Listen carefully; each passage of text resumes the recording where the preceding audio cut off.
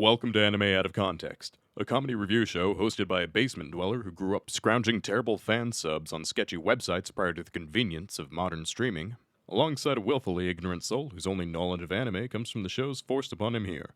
This show will contain spoilers, incorrect information, and copious amounts of adult language. Our hosts are not experts on any topic, and everything they say should be taken with a grain of salt. Thank you for listening, and enjoy.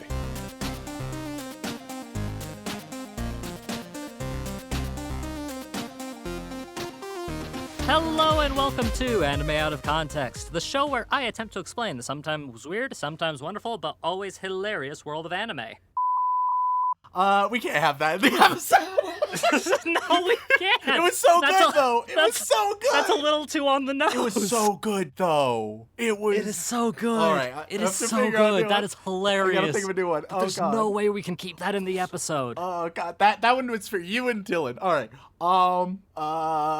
And my original intro has been censored out for reasons. Can I even say that? Good enough. Can I even specify that? No, they could probably guess. We already have gotten comments on how our first episode of the year was already dated when it came out. Yeah, it's true, because we were so optimistic. We were so optimistic. But hey, speaking of optimism, Sean, we are on one of the biggest good episode streaks that we've ever had. Great, it's only like 3, I think, that I've liked in a row. But that is still one of the biggest streaks we've ever had. Sometimes I like to take care of you, buddy. I'm hoping that it continues. I'm hoping whether it's some intriguing show, some moe bullshit, a potato chip show, whatever is there. I'm hoping we continue that streak. Well, Rem, I'll be honest. I've been putting something off. I don't like the sound of that. Well, it doesn't really affect you all that right, much. cool. I mean, it does affect you because you're in the show, and it's about what you're going to be watching. I mean, that remains to be true. That feels like it directly affects me then. No. See, because it's the hardest thing about being an anime content creator, Remington, is sometimes people care about your opinions. That is true. I would say dubiously. Yeah, no, people really have a strong feeling when you say what your favorite thing is, you know? Some people are like, oh, your favorite pizza is a pepperoni? That's fine. A little basic, a little simple, but that's pretty good. But then you say your favorite pizza is Hawaiian, and then you have a civil war on your hands. Yup. Shit will get pretty fucked in that case. Yeah. And I think for the sake of our protection, that's not a line we should cross on where we stand in the pineapple on pizza department, because I feel like either way we will be caught in the crossfire, as it were. So we've dealt with a lot of controversy, but that crosses the line. No man. Whether or not you approve or not of pineapple on pizza, I just don't want to get, of all the things that have caused potential harm to ourselves, I feel like that's probably not the hill we want to die on. But what is the hill we want to die on, Sean? Well, it's going to be an anime-related hill, probably. Yep, sounds about right. What's the hill we're dying on this week? Or at least that I'm dying on. So, Rem, the thing I've been putting off is announcing what I think are probably my favorite anime of 2020. Yeah, let's hear these hot takes. And I'll be honest, Rem, this year was much harder than previous years. Not necessarily because there were so many really, really good anime to choose from, or it's more along the lines of there were a lot of really solid shows, but none of them screamed to me, this is it. This is my anime of the year. There wasn't an obvious top dog for you. No. There's a lot of really good, solid contenders for it, but there was never, I thought I had it nailed at the beginning of the year. But then I was like, oh no, wait, that's a pretty good show too, but there's also this one, and this one's good fun, and I'm enjoying this one a lot right now. It's just been kind of hard to narrow it down, to really put a pin in it. That's fair. So I've kind of narrowed it down to 3. Yeah, that sounds about right. Yeah. Yeah, I mean, as is tradition. Because, I mean, it was easy to figure it out, previous years. I mean, 2018, Place Further Than the Universe, easy. 2019, Promise Neverland, easy. This year, most of my true favorites were second seasons, and I refuse to count those amongst my favorite of the year because that's cheating. It's a cop-out. As far as I'm concerned. Because, I feel like if it's a second season, it automatically disqualifies it from that running. Yeah. That's just a cop-out answer. It's like, oh, well, I really liked My Hero Academia this year. Well, yeah, of course you did, because you watched the other 3 seasons. Yeah, it's like then every year, My Hero Academia, every time a new season comes out, that's the winner. Wow. Yeah, and Kaguya-sama Season 2 was awesome this year. I loved it to death. But again, it's like, you've already seen the one, so how can it be your favorite this year? It's just not fair. It's not fair to all the other new IPs that have come out. So, are you doing as you've done in previous years and giving me a choice? I am. All right. If I know anything, I'm going to be presented with a couple of words and then forced to choose based on that. Yeah, I mean, that's way more fun, isn't it? All right. What's the first contender? What words am I working with to try and solve this fucking riddle? Freddie Mercury. All right. Okay. And hilariously, that's the most blatant hint I have. So is that the whole hint? Just Freddie Mercury? Freddie Mercury. Yep. All right. Cool. All right. Number 2. Number 2 is, man, I wish I was creative. Okay. You've gone more thematic this time, whereas previously you've done more abstract words. Vague, abstract synopses related. Okay. These are just kind of vibes, as the kids okay. say. So Freddie Mercury, man, I wish I was creative. And, see, even now I'm having a hard time. Fuck it. We'll go with the easy one. Dumb. Yubi. Yubi. That's finger in Japanese, by the way. Okay. Now I will attempt and likely fail to interpret these before making my choice. Freddie Mercury. Yep. My immediate mind obviously would go like an idol anime, right? Right. Perhaps a male idol anime, which would be a change of pace. Like, its best version would be like Yuri on Ice, but idol anime, I think, is like... Just some nice, healthy, guy-on-guy romantic singing, yeah? Yeah. So that's the best that I can interpret from Freddie Mercury. Yeah, no, I wouldn't have expected anything less. Let's see, I wish I was more creative. That one, this one is feeling very slice of life. Right? Maybe this one also seems like a passion project. Yuri on Ice, Your Lie in April, etc., right? It's gonna be some character is super interested in writing or drawing or painting or sculpture or something like that, right? And they are pursuing that. That's my thoughts for that one. And then Yubi. I will say, the last one is one we've talked about in previous episodes. Oh, fuck. We've talked. Did I know we were talking about it? Yes. Yes? So it's... Well... is it a name I would recognize? I don't think so, because it's a very Japanese title. Okay. But it's one of the ones when I last gave you a choice. Okay, so I'm thinking when I hear Yubi, I'm thinking of like that finger thing that's been popularized. You know, the shy finger thing, placing your fingers together and poking them, blah, blah, blah. It's an anime thing that's become popularized, I think, like on TikTok and shit. So... I mean, that's been a gesture in anime and Japanese media for years, but I guess it's getting popular on TikTok now. I didn't know that. Yeah, it's become nice and westernized by the e-girls. And as they do, as they are prone to do. So that's where my mind immediately goes. So we're going to have like a shy protagonist, alternatively Freddy Krueger. Those are the... I'm your boyfriend now. Oh, God. All right. I'm not going fingers. Fuck you. Get the fuck out of here. That one's out. It's between Freddie Mercury and I wish I was more creative.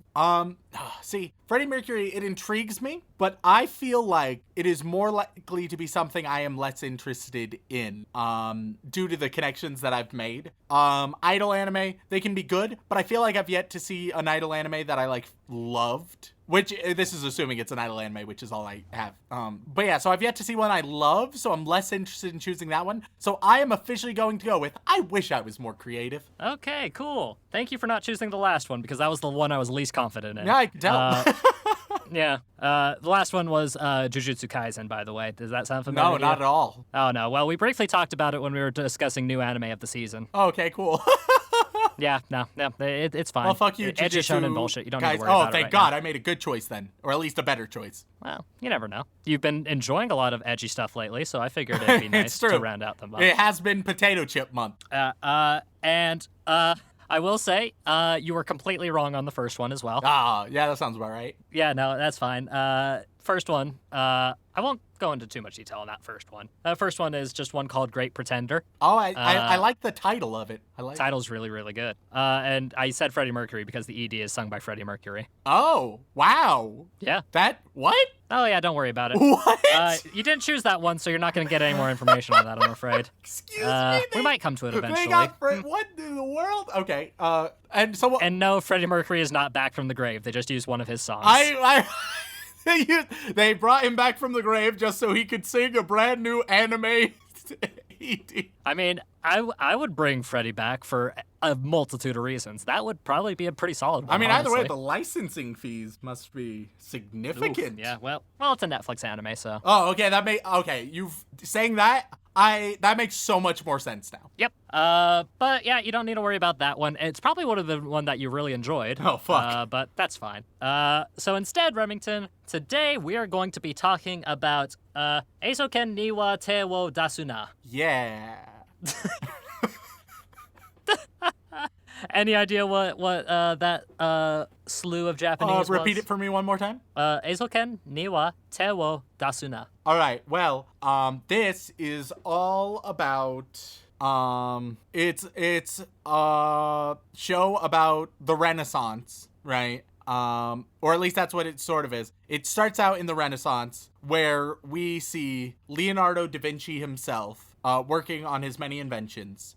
He gets isekai'd into the modern world where he's so infatuated with everything that his inventions, at first he's sort of bummed because like everything he tried to invent is now like here but better. But he's so fascinated by like technology and everything. And while being super interested in technology, since he gets isekai'd to Japan, obviously, he gets a digital girlfriend, like a little robot girlfriend, basically, companion. And it's the coolest thing for him. So he turns into just a bit of an otaku, shut-in, obsessed with all of the brand new shit. And he works on his weeby inventions. So you're saying?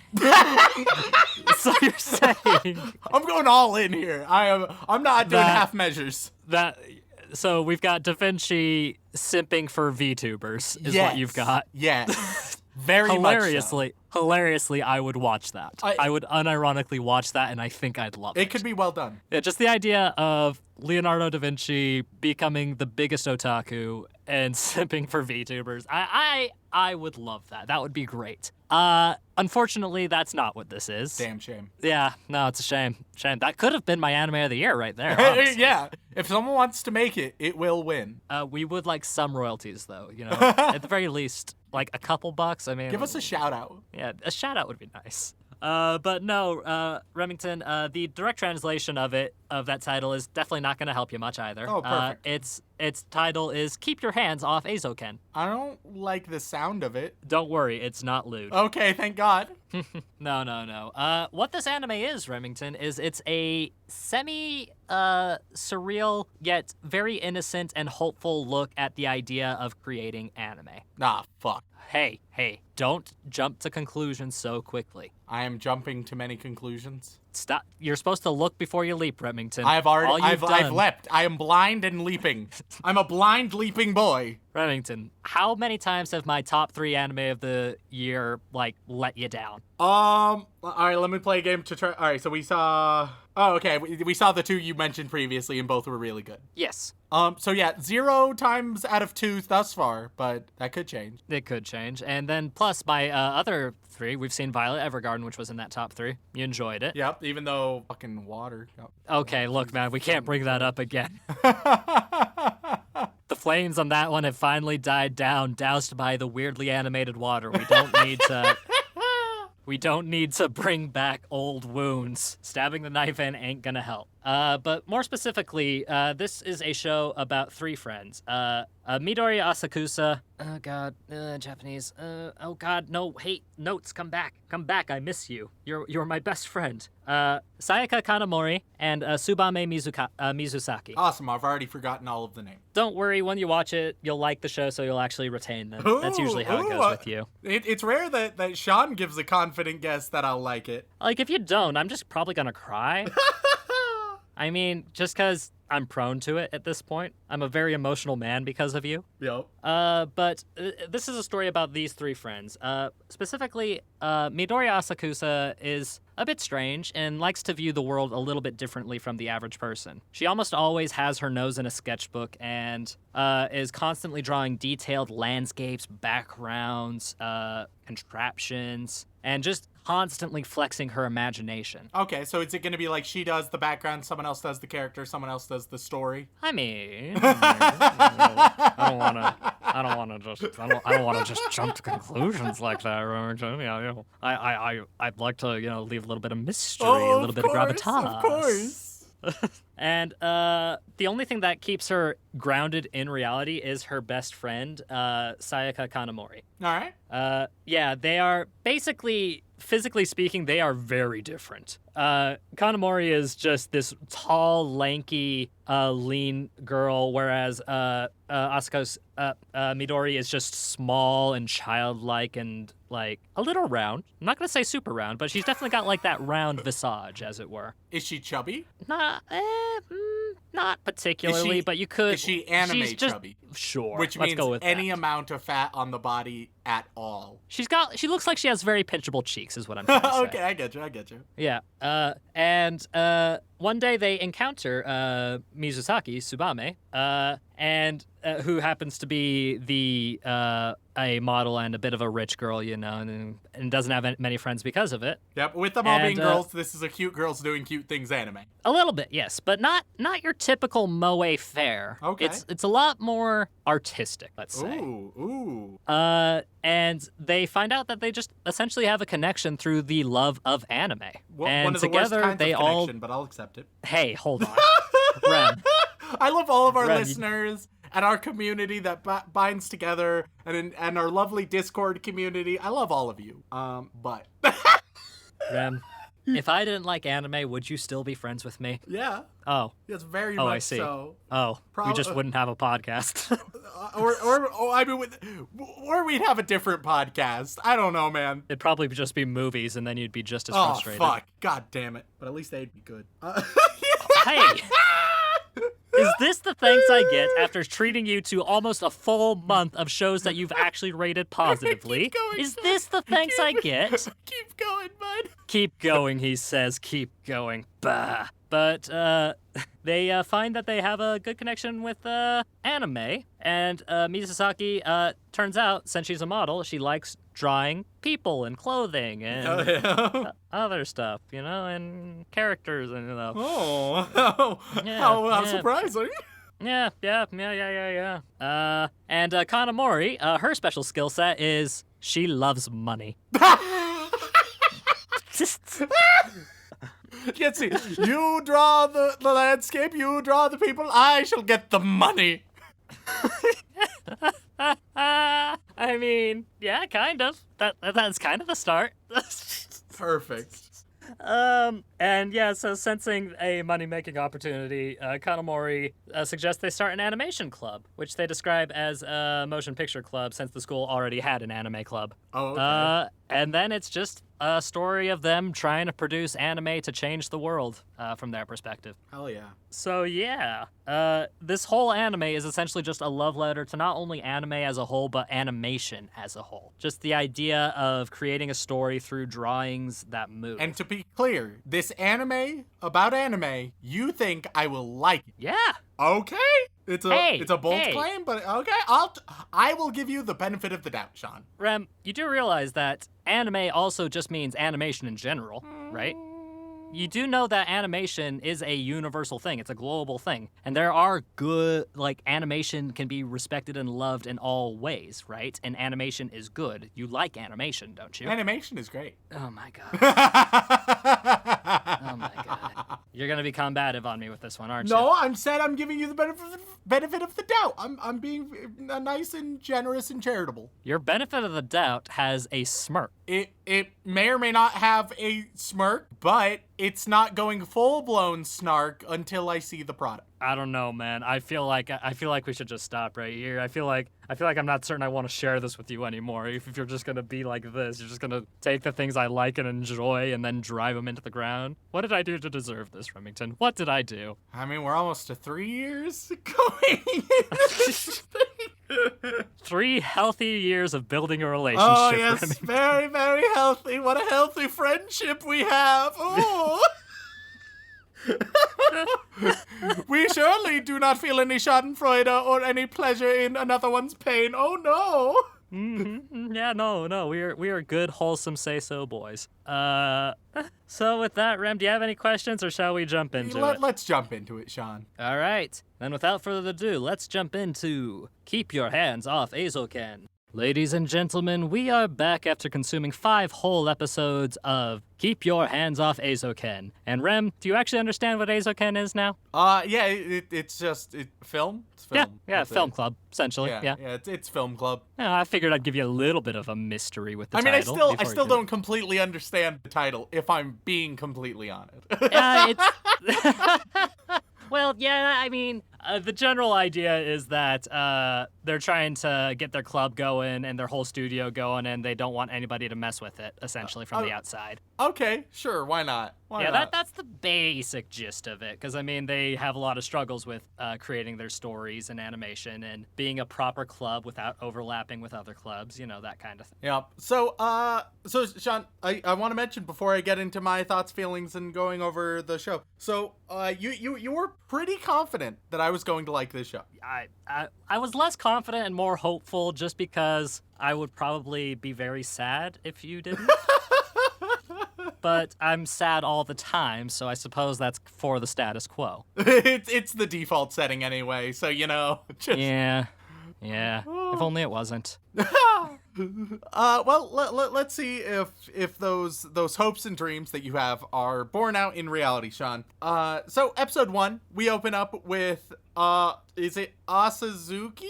Asazu. You're mixing a few names there. Asakusa. Asakusa, of course. I will refer to her either as Asa or Kusa. Yeah, you might want to be a little careful there, mate. I know your Japanese ain't the greatest, but Kusa could very easily translate to shit. So, yeah. I feel like it's probably in your best interest not to call one of the main characters shit the whole show. Unless they are deserving of such, which I do not think they are in this case. I don't know. Asuka, she's a little shit. Yes, she is an epitome of a gremlin. Yes, and I love that. So we open up, and it's basically just Asa loving anime and spying, blah blah blah. She loves anime. That's the intro. Right. And immediately, like, the art style of her, and then we quickly meet her friend Kanamori, and the style and the characterization is so pronounced. Yep. It's not just your standard, like, obviously it's still very anime style, but it's their own anime style, which I can so strongly appreciate, especially after, at this point, seeing far more anime than I would have ever liked in my lifetime. It's always nice to get something that's even a little bit different and distinct. Mm-hmm. So we see Asa. She's like spying and watching her town, right? And Kanamori, who's her friend, who's much more serious. Kanamori is the straight man of the group, just very keeps things on rails and emphasizes the absurdity around her, right? So she's the Dylan? She's the Dylan, Yeah, 100%. And so they're chatting, right? And Asa wants to go to anime club, but she doesn't want to do so alone because that's terrifying. As someone who's had to do that in the past, yes it is. So she bribes Kanamori with milk to go with her. Kanamori, big fan of milk.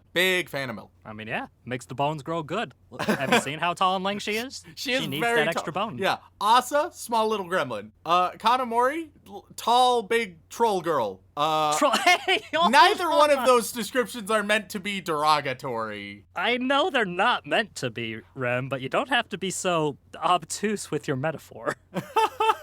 I guess I could say, like, if I'm going creatures, I could go, like, Ent. She's just a tree girl. She's just Tree. tall and I mean, her rigid. expression is pretty wooden most of the time, so I suppose that It's works. true, which is amazing. So they go to Anime Club, and they go to watch. Amazingly, this show has done something that I can't recall any other anime we've seen doing yet. But it has had not just one token black character, but multiple black characters. And that's frankly just astonishing to see in anime.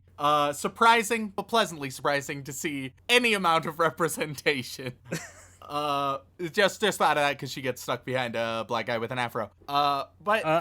Perfect. I'm glad that's what you took away from that. Hey man, it's different and surprising to see in anime. Okay. Yeah. So as they're watching, another girl sort of sneaks in to the anime club to watch what they're all watching, and she sits by Asa, and then a big security guard looking dude, he pops his head in, and the girl who's just snuck in asks Asa, "Hey, can I borrow your hat?" Because Asa always wears this nice camouflage hat, and then she just steals the hat and then runs. It does not work. She's quickly found out. The security guard sees through the hat disguise and starts chasing her. I can't believe it didn't work, honestly, because I feel like she should have been rendered invisible by that hat. Yeah, it's true. I mean, it is camouflage. What's it for? If you can't put on a camouflage hat and make it work like an invisibility cloak, I am unsure of the purpose of it. So then, obviously, Asa, she wants her hat back. Kanamori is just like, oh yeah, that's the rich model. We might be able to make some money off this. Kanamori, she's like, smells like cash, and then Asa's like, and adventure, which really sums up their characters in like 2 lines of dialogue. And I love it so much. The characterization of this show is amazing. It's phenomenal. The details they put in, right? It's absolutely incredible because the model, whose name is Mizusaki, Mizu, Kanamori, and Asa, they're the 3 main characters. They're part of the film club, blah, blah, blah, right? And every single detail that they put into making everything about each of them distinct, from their walks to the food they eat, to all of their interactions. It's so interesting to see. So they quickly chase the model and the security guard, who are chased to like a different stage, sort of a stage production dealio. And the model is arguing with the guard, he's like supposed to keep watch over her because she's rich, famous model girl, right? Mm-hmm. And he's like, you know, your parents won't allow you to join anime club, which is reasonable. And Hey, now, hold on. I had some good and horrible times in anime club, and I'm all the better for it. I actually know how to talk to people now by doing what I was not supposed by watching how poorly others did it in that club. And look how well adjusted I am, Remington. I think anime club can be a good thing. I didn't see many good things in my periphery, but I've heard some not terrible things. Look, man, our high school's anime club was not great. I'll be honest with you. I went to 1 or 2 meetings, and I was just like, nope. I'm going back to theater club. Which obviously That's is so much much more fun. fun. Yeah. Oh God. So security guards telling Mizu that you can't join anime club. Your parents won't allow it. And meanwhile, Asa and Kanamori, they're just listening, right? And Kanamori is like, hey, she likes anime. She could be your friend. And Asa's like, oh, I don't know about that. And Kanamori like hits a button that lifts them up to the stage level. And is like, all right, here, let's make friends.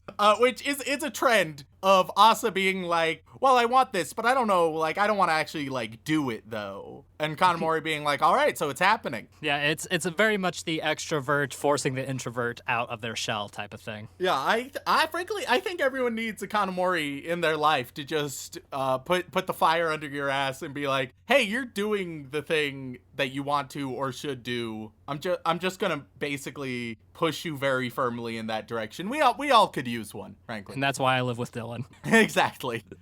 So they kidnap the model and save her in a nice little slapstick scene where they make the stairs fall out from under the security guard and he falls down into a hole, and then they run off with the model, right? The model spilled some milk on herself. They need to go to a laundromat. And that's where they start talking, and they figure out Asa and Mizu's shared love of drawings, right? Mizu loves the character drawings and the more organic things, whereas Asa is more the inorganic things. Settings, inanimate objects, etc. Major concept stuff. Oh yeah, they start drawing together. They get wrapped up into the idea of drawing this little flying ship of sorts that ends up being a nice dragonfly. And then we have a moment that we'll have multiple of throughout this process of they get so immersed into the world that the show decides to depict it as if they're just in this world. So in this case, they are now just flying a dragonfly ship across the city, escaping from basically the security guard in his own little flying ship, in this absolutely beautiful and unique hand-drawn sketch style that's like a little rough around the edges, deliberately so, and absolutely beautiful for that reason. And you want to know what the best part about those whole sequences are, Rem? What? The sound effects. Oh, yes. The sound effects. I have this written down later. So because this is all, like, in their imagination through their drawings and stuff, all of the sound effects are just, like, done by their mouths. So it's straight up just like, boo, bah, bah, bah, bah, bah, bah, bah, and just shit like that. Like, they just... That's the route they decided, which is so great. It's so fascinating and interesting. Already in the first episode, they've been able to show off a little with the absolute creativity. They've set the scene. They've established the characters very well. To not only do I have like an idea of these characters, but I feel like I know these characters on a personal level, especially Kanamori and Asa at this stage. I love how energetic and passionate Asa and Mizu are. I love how absolutely sleazy Kanamori is. Like anything for a buck, basically, is Kanamori's MO. She'll take care of her friends, even though she'll do it in a very cold manner. But also give her $10 and She'll sell your soul. She'll sell your soul to the devil, like, which is so great. She is practical to a T. So overall, really, really good first episode. I can already tell, like, between the whimsy, the art style, the hand-drawn sketches, the delightful sound effects they use in those moments, the characterization, the physicality, which is amazing, all the time. Yeah, this is a good show, y'all. If you had to see it, just go watch it before listening to the rest of what we have to say about it. You won't be disappointed. It's hard to convey the charm of this show without actually seeing it yourself, because it is a love letter to animation, and you should go watch it right now. It's so good, and they will take moments where they like describe and explain either overtly or more subtly the ins and outs of animation or why things have to do the way they do. Not just in like, this is what the psychology of it, this is the how it's done, this is the methodology. Also, like, here's like the practical advice to cut out on some time, as we'll get to later. It's so fascinating and passionate, and I love to see it. Episode 2. We open up episode 2 with Mizu, the model. She's crawling out of a sewer so that she can sneak out, basically. She goes, they decide they need to start a new club. It can't be anime club because there's already an anime club. So they go and chat, and the person in charge of the club is like, well, we could use a feature-length film club. And they're like, yeah, totally, 100%. And Asa's like, yeah, definitely, anime will be great. And he's like, no, we already have an anime club. And she's like, oh yeah, definitely not anime. Definitely just just live action, exactly what you said. And then they're like, all right, well, you need an advisor. And then this dude shows up who's like, my beard is heavy. I'll be the advisor. And we've seen him like one more time after this in which he also says his beard is heavy. I don't really know. His name is Mr. Fujimoto, and I have no idea what his deal is. I think he's He's a big question mark for me. Yes. I would have liked to see Fujimoto be a little bit more interesting and relevant. It's not terrible that he's not, but it's one of the very few, very minor critiques I can have. They just made a club, so now they get their own abandoned warehouse. As you do. So it's just a small warehouse on the side of the school, which I'm just like, do all schools in Japan just have these weird shacks to the side of them? Like every single one? And all of them are like abandoned as fuck. And it's like, oh, I guess you guys can have it. Sure, why not? You have it unsupervised. Sure. I like so many anime that we've seen. It just does not seem... Why? Well, I mean, there's a lot of focus on the extracurricular in a lot of Japanese school systems, so it makes sense that some of the older schools might have some older, dilapidated buildings. But I wouldn't say every school has it, because I don't know, man. I haven't been to every high school in Japan. Oh, okay. Also... It's very probable that there are plenty of unused club buildings, depending on how big the school was when it was built and the current population of the local area. Not only do they get their own little warehouse, but if they successfully get permission for from the budget council, then they can get up to $1,500 a year for their club, which is really good. God damn. What the fuck? Yeah, no, what? Club budgets? And then, earlier, they were talking about, how much money they had to be able to spend for supplies and, working on the warehouse and stuff. And, the rich girl had something like $1,000 for, a New Year's gift. She guessed, $1,000 that, the hat cost. Some conversation like that, right? Mm-hmm. And Asa, she mentioned how high quality of hat was, and it was it costs $210 for the hat. And even she was just like, oh yeah, we have a working class New Year's gift here. And I was like, what the fuck? What the fuck? $210 to purchase a hat and $210? That's just a little New Year's gift? And that's working class for you? Oh my god. Oh my god, I'm a broke ass bitch. I mean, yeah, it is known. It is known. It's further emphasized by their saying rest in peace to their repair budget. Yeah. They quickly go through $300. But oh man, they have so much more money than I am, and they're bemoaning how broke they are. I wish I could make money that easily, or just get that money as a gift. Good God. So head on over to patreon.com/anime-out-of-context. the real subtle plugs for our shit. Oh man, how does he do it? How does he so casually weave it in and you hardly even notice? It's an artistry. I am a master of subtle advertising, Remington. Little did you know, we've been sponsored by Game Fuel this whole time. Oh yeah, it's just subliminally, let me tell you. Yeah. Oh god. So they start just having fantasies about what to do with the warehouse, start dreaming it up. We get some more imagination sequences, is what I'm gonna call them. They start chatting to get some supplies. And at one point, Asa falls off the warehouse, and Kanamori films it and is like, "Hey, maybe we can sell this clip to Japan's funniest home videos." Yeah. And they do. That's what they sell for $300. Nice and easy. You might even say easy breezy. Easy breezy, baby.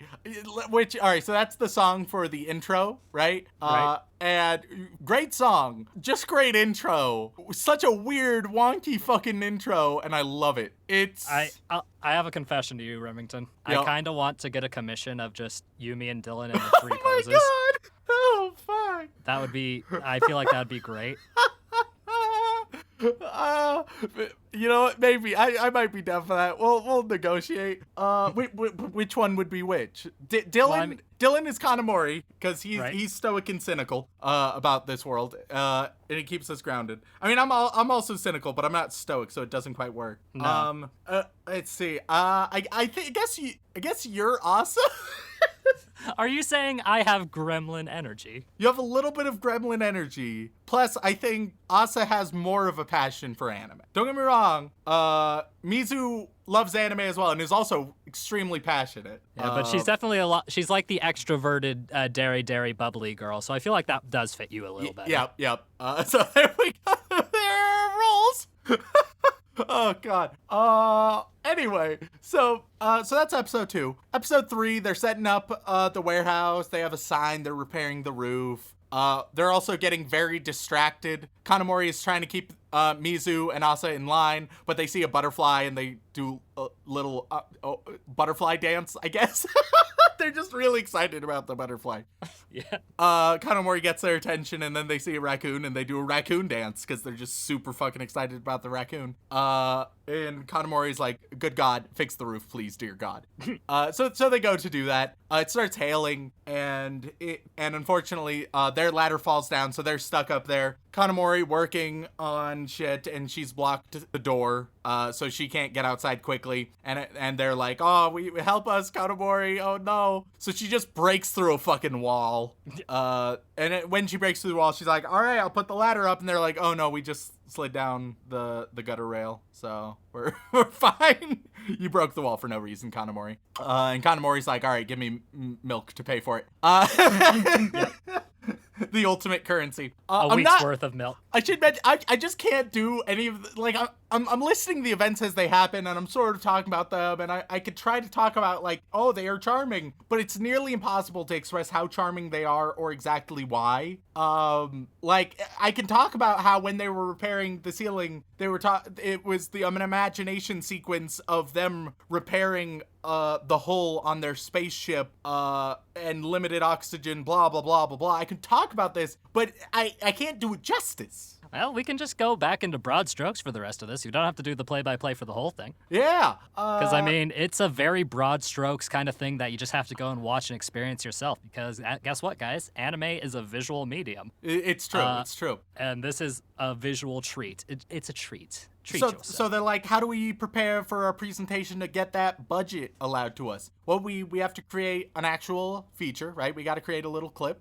We got to create an anime. And what's it going to be? What about a tank and machete girl? And they're fighting. All right, cool. There it is. So they plan that out a little bit. Episode 4, it's progress towards that. You get some drawing and a combination of hard work and shortcuts, because Kanamori is like, "Hey, yo, so if you keep trying to lovingly craft every single frame, we're not gonna have anything done by the time we need to. So here's some things that you can focus on." And they're like, "Well, yeah, but we want it to be lovingly crafted." And it's like, "All right, lovingly craft this part of it, and then take shortcuts for these parts that matter less." Right? And in many other shows, they could have presented Kanamori as, like, sort of villainous, like, these shortcuts as being a bad thing. But this show doesn't do that. It shows the shortcuts as, like, unfortunate. Like, ideally, you would like to be able to lovingly craft every single detail, but it's just not feasible. So it's like they're unfortunate, but also necessary to a large extent. Yep, and the anime industry in particular always tries to do the most with the minimal budget possible. That's why you'll see a lot of very strong still frames, as well as a bunch of really cool animation when the saga actually hits, but it's also very mixed, and they try to blend it together in a very budget-friendly and very interesting way. And that's when a good anime makes it so that you don't notice the times of still frames versus the times of sakuga. That's how you can tell it's a good show. Like this one, for example. Yeah. And they actually, like, go through a few examples of different shortcuts that they take, what their purpose is, when they work and when they work less, right?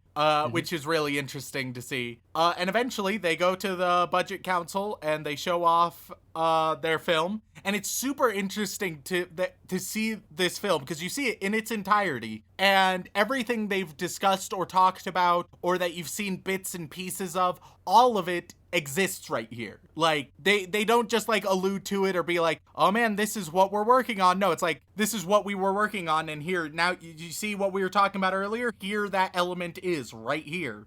Which is super neat. I really was digging it. And of course, it's approved. They get their budget. Congratulations. And finally, episode 5, we open up with robot crime. Just some robot noir. I'm not gonna explain that further. I mean, how could you? How could I? The point of noir is a mystery, It's a after all. mystery. What the fuck do I mean by robot noir? It's noir, but with robots. And we get introduced to the Robot Club, who are giving a commission to Film Club, being like, hey, we want a really cool robot anime to feature our cool robot that we made and that we're working on. So they do that. They accept it, and then they go explore some tunnels for some idea for setting and stuff, right? And they think of a good monster for the robot to fight. The great Crabtle, half crab, half turtle, all Crabtle. They get in a little bit of trouble where it collapses, and you might think Crabtle's all the way down. oh my god! And you might think like, oh, this could be a problem that they just collapsed in these tunnels and they're trapped in like a hole basically. But Asa has like a weird amount of survival gear, so she's able to get them out of it pretty easily. And they're just like, oh, okay. And it's just like, yeah, that's just how Asa is. Don't worry about it. Otaku's gonna otaku. Eventually, after coming up with some ideas, they go back, talk with Robot Club, be like, hey, here's our ideas. And we get a very good insight on like dealing with unreasonable clients, which anybody who has done any type of freelance work knows about. That good old like, all right, here's what we're thinking. And then they're like, well, what about this thing that's contradictory or impossible or unreasonable or doesn't work? And you're like, all right, well, no. And they're like, well, what if it's exactly your thing, but changed in a way that doesn't make sense or that they can't elaborate upon? And it's like, also no. So we get some nice insight on that. And eventually, guys, if you're gonna commission anything, fucking treat your artists with respect and try and be as clear as possible. Holy shit, they deserve it. It's true. It's very true. And we end with another imagination sequence about robots. Overall, this is a phenomenal show. Like, once again, I wish I could adequately describe it, but it's all of the little things. Like, the big picture isn't really what the show is about. I mean, to a certain extent, like, love letter to animation. That's the big picture, sure. But what makes it good is all of the details when it comes to characterization, relationships, animation, physical comedy, which it has some of the best slapstick and physical comedy we've seen in a while. Asa, at one point, she's spooked and she turns on her goddamn light up shoes, like you would have in second grade, which is a great moment. Just all of this absurdity and over the top nonsense. I adore it. It's really, really good. You can see why I put it, near the top for my anime of the year, right? 100%. And I always love this, like, slice of life showing the humanity, but also having the utmost passion of something. It reminded me a lot of, like take just Asa, right? Even though this comparison could be expanded further. Asa, I feel like, is a combination of a Mr. Gibbles, good old Studio Ghibli character, mixed with, like, right? Just combine those two, and you have Asa, and in large part, you have, like, what this show is, which is singing its praises, because that's a mighty fine combo. I want to say more, but I don't know what else to say. I just want listeners, watch the show. Go and watch it right now. You see, Rem, this is kind of why it was hard for me to choose an anime of the year. I said it in the first half. This was obviously going to be one of my big contenders. But guess what? It's hard to talk about without seeing it. It's true. Trying to convince people to see it is basically what we're trying to do at this point. And people who have seen it and want to come back and listen to it, this show, can probably get a better idea of how good it actually is. And what we're trying to say, trying to convey. We're trying to get our emotions across to you people. Can you feel us? Can you feel us deep inside your soul right now? I'm sorry that we're there, but we'll get out of there eventually, just as soon as the episode's over. But it's such a feeling-centric show that you gotta dive into it head first, man. Whereas a lot of the other shows that are on my higher up list are either edgy action stuff, which I really enjoyed, or there's just a lot of this year was rough for anime. In fact, that there wasn't any clear victors, Rem, for a lot of people. Yeah. And since I disregard second seasons when I'm choosing my anime of the year because it's not fair, it's a little hard to choose. I think I'm probably just gonna bite the bullet and say that this is my favorite anime of the year. Even though there are probably gonna be some people who are like, no, this one's better. What about Dorohedoro, or however you say that one? Stupid lizard anime. It's not stupid. It's good. It's weird. It's fine. But like, there's just something about the human nature of a show like this that really gets to me. I'm right there with you, Sean. Yeah. Care to take a guess at what this is rated on, Mal? It better be over an 8. I want to say I'm gonna put some faith into the weebs. Given what I know about like other ratings, I'm gonna say like 8.3. I'm going high with it. Sorry, you cut out there. What was that? I'm going 8.3. I'm going high with it. 8.3. With only, see, this is where it's gonna surprise you. With only 74,000 ratings, which is low. Yep. This anime has an 8.17. I disagree. Don't get me wrong. That is a very respectable rating. It's not that I disagree with the rating in of itself. I disagree with the things that weebs rate higher. Oh my goodness. Yeah, just going through some of these reviews, I'm seeing a couple 5s and 4s, and I'm just trying to figure out what's wrong with them. What?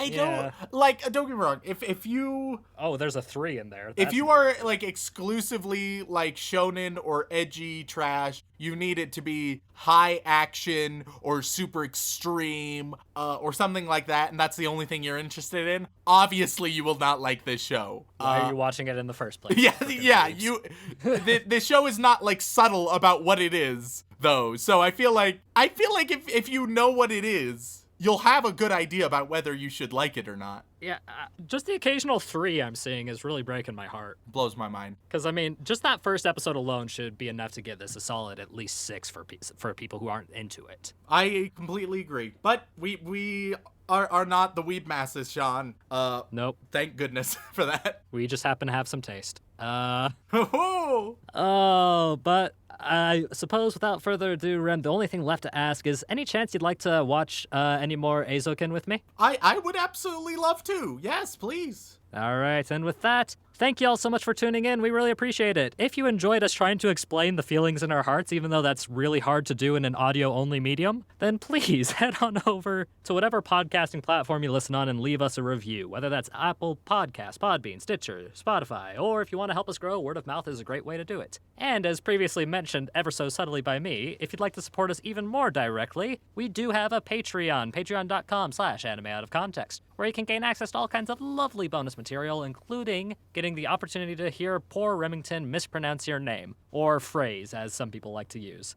So, Rem, who are we thanking this week? Well, of course, I would like to send my regards to all of our bland bitch protagonists, as well as our magical girls. But moving on, I want to talk about our yandere waifus, who... I was gonna make a tasteless joke, and I just decided against it because it doesn't feel right, this anime. You're trying to hold on to some semblance of dignity. They stop us from making tasteless jokes when we shouldn't. And on that list, we have Matthew B., Reverse Gizmo Gizmo, Redneck Weeb, Kitty, Yuno Gasai, Juliana, The Booty Knight, Snap Snips, Sean Oni-chan Baka-Uwu, Sean Basement Dweller who grew up scrounging terrible fan subs Rollins. I mean, just because that's true doesn't mean you have to throw it at me so accurately. Sarah Birch, Salty Pretzel, Ross Palmer, Remington is not a man of culture, Foxen Boy, Remington Merrill, Rem's hot takes burned my house, but Sean's cool head made me an igloo, Ready to be Isekai'd, Rem I Hub, don't know what that means. Mahu no Pug Tears, Lonely Geek 23, Kyle Welsh, Kazu Morocco, Jax, Jacob Livingston. Inuyasha is my favorite cryptid. That's a great one right there. Ichigo Simp 015. I bought a high-end audio system for Dylan's buttery intros. H Wood. Hey Sean, seeming how you understood my name last week, who is best Hololive EN girl? Do you have a quick answer for that, Sean? My personal favorite off the top of my head is Amelia.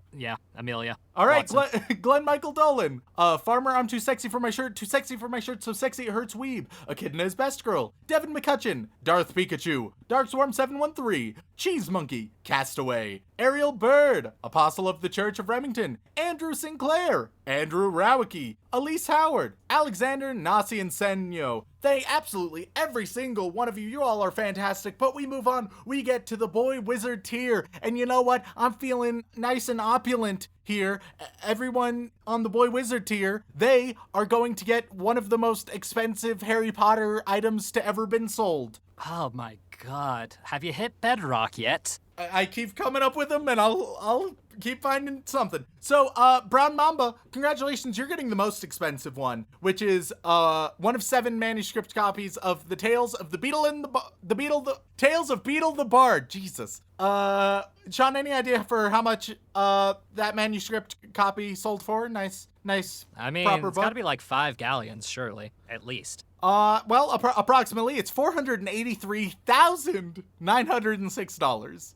Which is dollars? Wait, what? We're not doing like the actual conversion rates? Even though, granted, the money system in Harry Potter makes no fucking sense and it frustrates me to no end. Yeah, no, we're keeping things simple and American. Okay, cool. So $500,000, awesome. What do you mean $500,000? 500,000. Oh, I didn't catch that. Yes, no, not just 500,000, Sean. Too much. I don't care how ancient that book is. That's too much. That ain't even a magic book.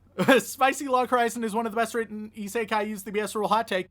Congratulations, you're going to Hogwarts because you are getting a Harry Potter's Hogwarts acceptance letter that was sold for over $9,000. I mean, okay, there are fucking hundreds of those somewhere. You got gypped. I've seen the first movie and read the first book. There are hundreds of those fuckers. Rare, please do more cute girls doing cute things shows, Kumiko. We sort of got you this week.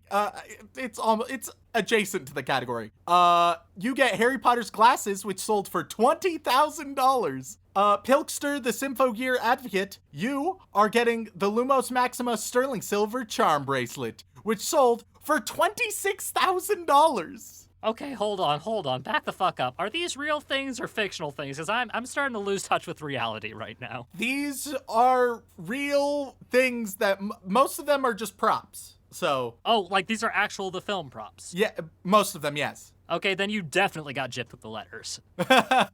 So we have, did I just do Pilkster or am I on Pilkster? Yeah, you just did Pilkster, because I remember saying you something about a Symphogear Advocate. All right, cool. Miguel DeLeon, you get, Sirius Black's gray linen overcoat that sold for $17,000. I mean, don't get me wrong, I love Sirius Black, but I don't love him for $17,000. MT the Poet, you are getting the first edition and first printing of the Philosopher's Stone, which sold for $162,000. No, that's not, don't. No book should be worth that much unless it was fucking found in a Mayan temple. I call Bone Drew Daddy. You get J.K. Rowling's Harry Potter chair, which sold for nearly $400,000. You don't want that. It's been touched by filth. Oh, shit. That's not a hot take anymore. Do some research if you think that is a hot take. Frack me, Mr. Peanut Butter. You have a good life in Quidditch. You're getting the Golden Snitch, which sold for $7,000. Okay, I'm starting to think that's more reasonable. I mean, when the letter sold for 9. No, I think the letter sold for about that. What was the letter sell for? You said like 9,000 or something, I think. Oh yeah, it was 9,000. Yeah. Oh god. Yeah, like, at least the snitch is more iconic. Yeah, I'd prefer a $7,000 snitch. Enrique Perez Torres. Enrique Perez Torres. You are going to get. You know what? You're getting a simpler one that's feasible to get. You are getting the full Diagon Alley Lego set, which for this lovely Lego set, which is high quality, it is $400. So this is a more commercially viable product, but still a bit much. Oh god, 10-year-old Sean is freaking out at that Lego price tag. Delina Perez, you are getting Harry's training broom, which sold for $11,500. The shitty broom in the first movie? Yeah, that one. Not even like a Nimbus or Fireball. No, just the shitty broom that literally every other person had and was probably one of those and not the actual one that Radcliffe used. Hell yeah, brother. Oh, God. And they say podcasting is predatory. And last but not least, we have the dedicated sadist, who, what better way than to torture your friends and have your sadistry than a Harry Potter chess set. This chess set, I should mention, it is voice activated. Huh? So that you can actually control it and give orders, just like you've always dreamed. So it's wizard's chess without the actual pieces beating the shit out of each other. And the price, it looks to be $300? I don't know. It's vague. It's vaguely priced. Apparently it was from Kickstarter. Oof, that's a definite you're gonna want to hold off on that No, one, that's bud. something else. That's not even the one I was looking at. What's going on? Who knows how much it is, but it's Harry Potter themed and voice activated, so it's expensive. Yep. I don't know, man. If I'm gonna get any of these things, the Lego set seems like the most reasonable one. I mean, it's only $400. Yeah, and even then, I don't think in good conscience, as an adult, I could buy that. For that price, you could get 2 camouflage hats. Exactly. All right, so now we move on to our Chef in the Musco, our Corey in the house here. And, we just covered an anime that's all about passions, chasing your dreams. I'm giving out dreams today. Sean, do I give out general dreams or do I give out my own dreams? Do I give my dreams out to the masses? I'll be honest. I feel like you should save that for another time because I'll be honest. Your dreams are a bit concerning. General dreams. What I'm gonna here's what I'll do. Perfect. All right. So, touchy diplomat. You are going to have. Oh no, here's what I'll do. All right, so all Chef Namuscos, you know what you guys are gonna get? You guys, because we just covered an anime all about dreams and aspirations, you are going to get dreams and aspirations from Sean. Don't worry, I'll be the one saying them, but these are Sean's dreams and aspirations. So, okay. So, touchy diplomat, you have Sean's, one of his greatest dreams, that, his 2-dimensional waifu will become a 3-dimensional waifu, but still be fully anime, and that he will finally feel affection from her. That's how I'd have to do some deep thinking about which character that is. Silken Spectre, You have Sean's dream that he doesn't need to ever put his body pillows into the wash to make them less sticky. That they just will never become sticky through repeated use.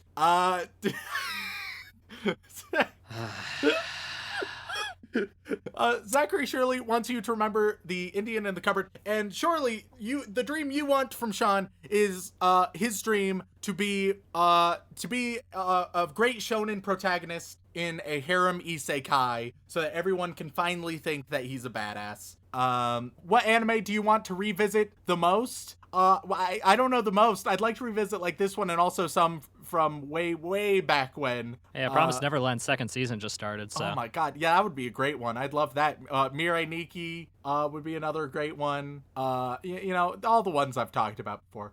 You get Sean's great dream, speaking of, that eventually I will be a weeb, and I don't judge him for his degeneracy, which he pretends doesn't hurt him emotionally, but does break his heart a little bit more every time.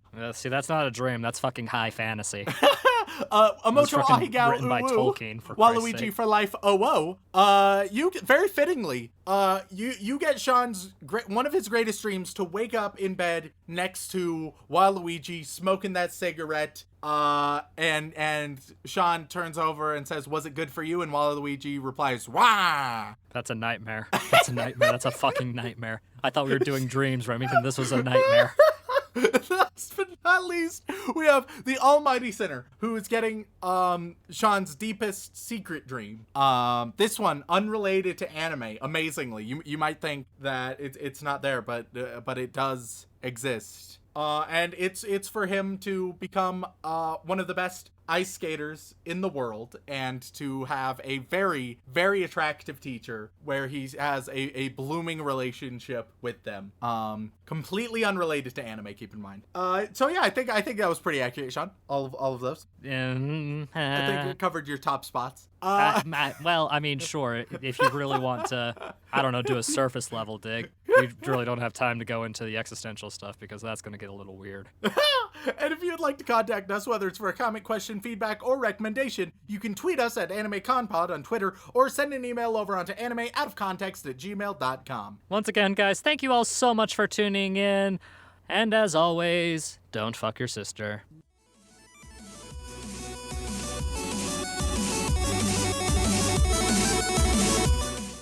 Have you been told that you're lovable? Has anybody ever told you that in your life?